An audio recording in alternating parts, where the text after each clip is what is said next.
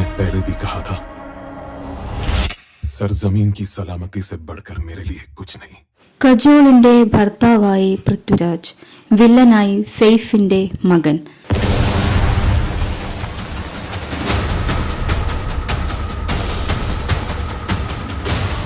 Sarzameen trailer.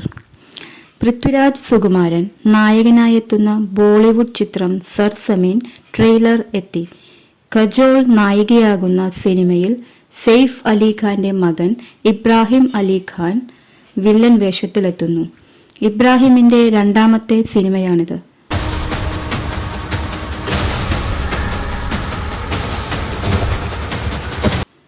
സൈനിക വേഷത്തിലാണ് പൃഥ്വി എത്തുന്നത്. ജൂലൈ 25-ന് ജിയോ ഹോട്ട്സ്റ്റാറിലൂടെ ചിത്രം റിലീസ് ചെയ്യും.